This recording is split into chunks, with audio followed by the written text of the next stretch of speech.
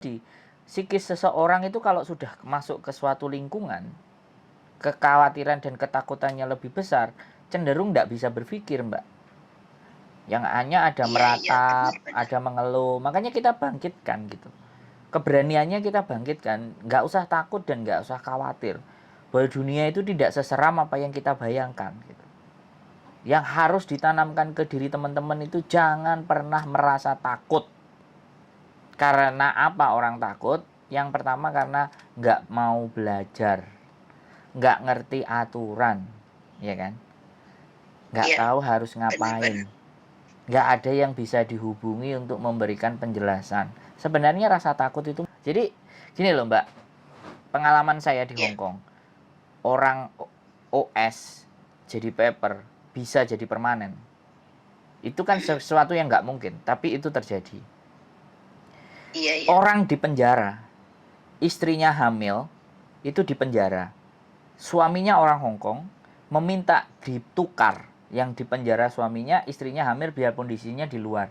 Itu aja lo bisa. Iya. Itu artinya gini loh. Hong Kong masih punya rasa kemanusiaan.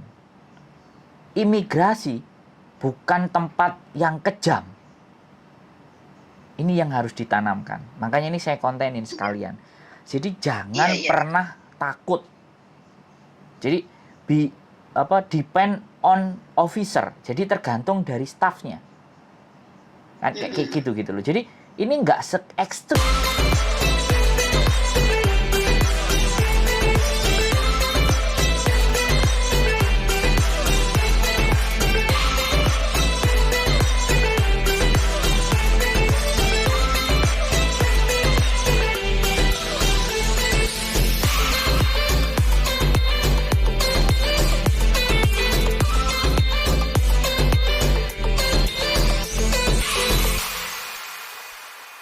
Waalaikumsalam warahmatullahi wabarakatuh. Waduh, suaranya pelan ya, Dalu. Waduh, pakai dibahasani Mbak. Aku nek dibahasani malah bingung Mbak. Oh nggih. Ngoko ae Mbak. Nek gak ngono bahasa Inggris ae. Oh. Bahasa Inggris luwih keren. Nggih. Iki mboten YouTube kan lah ya. Tuh. YouTube Mbak pasti piye. Oh. Gak ada masalah, makanya jangan disebut nama, identitas dan apapun ya. Iya. Siap. Wes. Ya. Gimana? Ini loh Pak, ada yang namanya ini kan baru 4 bulan. Nggih. Halo? Halo. Gimana? Jauh suaranya sampean. Jadi dari HP-nya jauh. Gimana? Pakai headset, tak cepat jalan headset. Enggak apa-apa ngomong. Yang penting jangan jauh-jauh. Nanti kalau headset kadang-kadang pakai gerubuk gitu kan. Iya. Nah, ini pas kan ini. Siap. Ya ada namanya ini kan baru 4 bulan ya Pak ya. Si Kucrut. Iya, si A ini baru 4 bulan di sini. Itu kan dari Indo. Terus itu kalau misalkan si A ini mau pindah PT apa pindah agen itu bisa apa enggak ya kira-kira ya Pak ya? Bisa dong harusnya. Enggak dikunci ya? Jadi tadi saya baca bahwa sebenarnya kunci mengunci itu tidak ada. Tapi kan sekali lagi ini kan sampean kan ngelihat perjanjian. Waktu berangkat itu kan ada sebuah kertas yang ditandatanganin, benar nggak? Iya. Nah, kertas itulah yang sebenarnya sebagai kunci. Dan semuanya teman-teman pada saat mau moto kertas itu kan nggak bisa, nggak diperbolehkan. Dapat kopiannya pun nggak diperbolehkan, benar nggak? Oh, itu yang pakai tulisan tangan itu ya? Ya bisa. Saya nggak ngerti, tapi yang jelas pada saat teman-teman mau berangkat itu selalu disodorin kertas itu gitu. Ada nggak tahu entah 1 entah 2 karena belum ada yang bercerita dengan saya. Jadi itu ditandatangani selain potongan ada sebuah kesepakatan A B C D E F G gitu loh. A sampai Z. Nah, ketika itu ditandatangani dan itu berbunyi seperti itu dan aku sendiri ini belum belum terpecahkan karena belum ada yang cerita. Kalau toh pun sempat ada yang cerita, saya minta bukti kertasnya itu dari mereka nggak ada gitu loh. Nggak bisa, moto pun nggak boleh. Tapi gini aja, saya berkesimpulan, Ya, tidak ada masalah. Selama potongan sudah kelar, beres, maka iya. ya resikonya sekali lagi. Sampai pulang, balik ke Indonesia, kalau break, otomatis proses potongan lagi gitu. Itu yang pertama. Jadi kalau sampean Oh, datang ke agent Hong Kong, nah ini enak kalau datang ke agent Hong Kong, kemudian ngobrol, cerita, kan kita mesti lihat kenapa kok break, kenapa kok interminate. Itu kita lihat dulu persoalannya. oh. Apakah Itu nanti gimana? itu tempatnya di mana itu ya? Tempatnya Bapak itu loh. Oh, kalau saya ya, sekali lagi saya Iya. sampaikan juga, saya nggak sama dengan Miss Yuni ya kan. Saya di Ah, Samsipo. Kebetulan agent saya oh. baru 2 bulan. Oh. Karena saya Kan berusaha. si Kenapa? Yuni itu. Kalau Miss Yuni di Sungguan. Saya tahu itu udah Heeh. pernah ke situ. Nggak usah disebut ya. Jadi Iya, saya iya. sebenarnya belum bikin konten di agent baru saya. Jadi bagi Ah, kami nggak ada masalah. Tapi ada iya. yang karena Miss Uni kadang-kadang memproses di Indonesia itu diserahkan, tapi ya nggak apa-apa, dicoba aja. Kalau saya ya saya bantu, tapi ya kita datang ke kantor dulu, kita ngobrol dulu, kita diskusi dulu, bagaimana kondisinya mbaknya yang terakhir itu dimajikan seperti apa gitu loh. Oh, iya, iya. Sebabnya itu apa ya Pak ya? Dia itu nggak pernah libur gitu loh. Nggak pernah libur. Nggak pernah libur atau kalau mau bayar apa potongan papa itu diantar sopir, ditunggu, diantar lagi balik rumah gitu. Dia nggak pernah libur gitu loh. Tapi disakiti nggak? Kalau disakiti sih enggak, cuman apa dia tuh badannya sekarang tuh Kurus. habis gitu loh. Oke. Jadi gini, karena ini bukan si korban, Mbak. Jadi saya hanya bisa memberikan saran ke sampean. Kalau yang Ya. ngomong si korban sendiri, saya bisa sampai sejauh mana penderitaannya dia, sampai seperti apa. Karena kalau peraturan kan jelas gitu. Jadi Ya. bisa jadi kan banyak majikan yang memang nyarinya yang nggak ngerti apa-apa, supaya dia mampu dan bisa berbuat bagaimana dan seperti apa ke teman-teman kan gitu toh. Nah, Iya, iya, yang iya. dikhawatirkan kan di situ gitu loh. Makanya kalau anaknya sendiri nggak lapor, saya itu bingung kondisi di majikan kayak apa. Terus bagaimana dapat selanya dia untuk berjuang gitu loh. Dan nggak boleh libur. Waktu itu sudah aku kasih nomornya Bapak. Kalau ada waktu saya suruh ngubungin Bapak sendiri gitu. Waktu itu. 2 hari yang lalu kalau nggak salah itu. Apa kemarin itu udah aku kasih.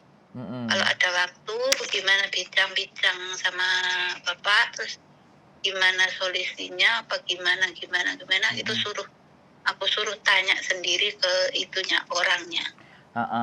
Itu. Terus gimana kalau misalkan pindah PT apa pindah Agent. agen, Ya. gimana gitu. Terus apa namanya itu kalau potongan berapa apa gimana itu kan apa namanya nggak tahu berapanya, nggak tahu, makanya tuh saya suruh ngomong sendiri, tanya sendiri, terus cari info, maksudnya info sendiri, terus udah kasih aku tahu nomornya, ya aku suruh hubungin kalau sudah ada waktu gimana gitu, waktunya kapan papa gitu kan, saya bilangnya gitu. Terus takutnya itu loh Pak, itu apa takutnya itu kalau sudah beratnya masuk agen lain apa PT lain, takutnya itu yang PT yang dulu itu kena kunci gitu loh, takutnya gitu nantinya gitu loh. Nggak usah. Jadi nggak usah ada pikiran ketakutan ya. Sekarang zamannya sosial media. Sekali lagi banyak teman-teman yang bisa diajak ngomong untuk urusan ini, diceritakan. Tetapi yang lebih penting memang pribadinya sendiri yang ngomong. Dan kalau memang keinginannya mau balik atau seperti apa solusinya, kan sebaiknya memang dia sendiri yang ngomong. Karena saya sampaikan apapun cerita, karena sampai Nina adalah pihak yang ketiga, artinya penangkapannya dia, terus karena memang nggak ada waktu, masih baru, mau nggak mau tetap harus, saya lelah, saya kepingin ada istirahat, saya kepingin libur gitu kan.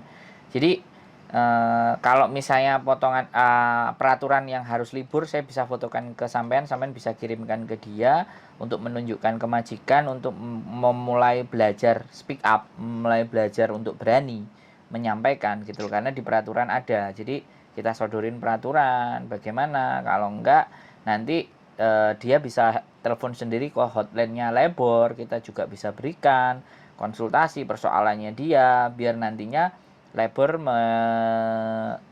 menjembatani, mengirim surat ke majikannya atau menghubungi majikannya. Tetapi sekali lagi, ketika Lebor sudah ngomong sama dia, dianya harus siap, harus ready apapun yang terjadi gitu loh. Karena namanya majikan kadang-kadang kan kayak gitu, seenaknya sendiri gitu loh. Nah, jadi itu yang harus kita sampaikan ke mbaknya. Yang jelas harus dikuatkan dulu untuk berani ngomong. Kalau mbaknya yang menderita, yang mengalami sendiri, tidak berbicara, jadi orang lain yang berbicara, kita pun nggak bisa berbuat apa-apa. Ketika kita mau belain atau bagaimana, kamu siapa? Kamu apanya? Orang dia sendiri lo nggak ngomong. Nah, gitu kan kena kita, Mbak.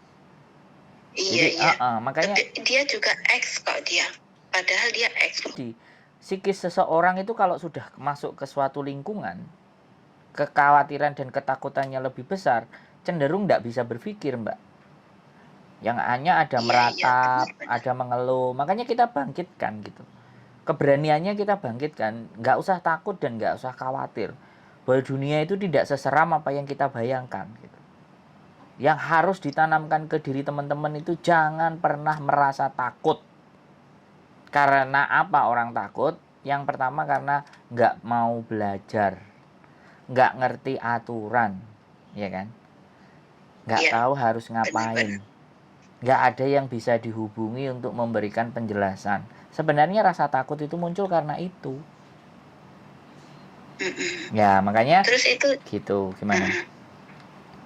Iya, terus dia tuh takutnya itu kalau misalkan keluar dari situ, nanti takutnya majikan itu ngasih surat macam-macam ke imigrasi. Itu takutnya juga dia mau melangkah itu juga ya tertekan. Iya, mau melangkah juga takut kalau majikan ngasih surat ke imigrasi yang macam-macam, takutnya dia nggak bisa proses lagi gitu loh. Dia takutnya juga kayak gitu. Pastikan aja bahwa tidak ada orang nggak bisa proses selama dia tidak ada catatan kriminal, tidak ada penipuan. Kalau cuma rekor dari majikan itu bisa mentah. Jadi gini loh, Mbak, pengalaman saya di Hong Kong, orang OS jadi paper bisa jadi permanen. Itu kan sesuatu yang nggak mungkin, tapi itu terjadi. Orang di penjara, istrinya hamil, itu di penjara. Suaminya orang Hong Kong, meminta ditukar yang di penjara suaminya, istrinya hamil biarpun kondisinya di luar. Itu aja lo bisa. Iya. Itu artinya gini loh, Hong Kong masih punya rasa kemanusiaan. Imigrasi bukan tempat yang kejam. Ini yang harus ditanamkan. Makanya ini saya kontenin sekalian. Jadi jangan pernah takut. Jadi depend on officer. Jadi tergantung dari staffnya. Kan kayak gitu loh. Jadi ini nggak se-ekstrim gitu. Hong Kong ini kan sampai aja betah dan kerasan loh ya, bener nggak? Iya, Pak. Dan hal yang dilakukan teman kita yang kayak gitu itu bukan kriminal. Jadi di imigrasi itu akan menjelaskan di mana bahwa mungkin dengan majikan ini nggak cocok, dikasih kesempatan majikan yang kedua. Ternyata majikan kedua nggak cocok. Kedua nggak cocok artinya berarti anaknya yang bermasalah. Jadi ada beberapa kasus mana break itu dia keluar visanya. Tapi sekali lagi, karena orang-orang agent, ya kan, orang-orang yang bekerja, orang-orang yang punya berkepentingan, itu kayak membuat sebuah ancaman dan intimidasi sehingga kita itu harus pasrah dan nurut. Gitu loh Mbak, ya. Mohon makanya itu pada takutnya itu loh. Makanya gini. Takutnya itu kan kadang agen kan ngasih gini. kayak ngancam ya, ngacam cara langsung sih enggak, cuman kayaknya menakut-nakuti gitu loh, kayak mematahkan semangat gitu loh. Iya, itu sebenarnya kena pasal kalau kita bisa buktikan. Jadi mengintimidasi kita. Takutnya ya kayak gitu. Oke, gini aja, kita nggak akan ada selesai membahas ini karena sekali lagi saya tidak yang bersangkutan. Video ini nanti sampean lihat saya up, kasih ke temennya. Iya. Jadi sampean perhatikan ketika sudah naik, sudah di up, sampean kasih ke temennya. Ini loh aku bicarain tentang kamu. Jadi sampean tinggal aja ngomong kayak gitu. Jadi biar dia itu punya kekuatan gitu loh. Karena saya nggak bisa ngomong sama dia kan. Kalau saya ngomong sama dia mah ya oke-oke aja, langsung tak kasih kekuatan yang semampu saya gitu loh, memberikan dukungan. Jadi sekali lagi pelajaran yang bisa kita ambil pembicaraan kita kali ini, jangan pernah ada rasa takut ketika kita tidak melakukan kriminal. Oh iya, berarti kalau misalkan break terminate apa itu masih bisa, misalkan pulang itu masih bisa turun, mungkin majikan ngasih surat bagus, bisa nunggu di sini gitu ya Pak ya? Harusnya bisa. Saya kasih tahu sama Ibu ya, saya jadi turis 23 bulan di Hong Kong. Iya. Coba bayangkan, itu sesuatu yang dianggap mustahil, tapi saya bisa. Jadi dalam artian begini loh, Hong Kong tidak se ekstrim apa yang kita bayangkan. Iya Pak ya. Ya? Ya benar. Kadang agen kayak ngomongnya kayak gitu.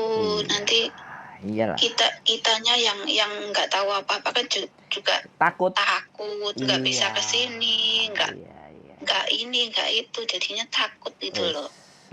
Jadi makanya kalau yang ini apa namanya, yang mentalnya agak ini drop gitu aja kalau dikasih tahu agen ini itu. Kadang ya gitu. Takut gitu. Takut gitu. Jadi seperti itu aja ya Mbak. Nanti konten ini segera saya naikkan, sampaikan ke dia. Ini aku bahas kamu di konten ini. Coba kamu dengerin. Iya, makasih Pak, makasih. Terima kasih juga. Saya terima kasih juga. Saya terima kasih sampean mau membela teman sampean, kawan sampean.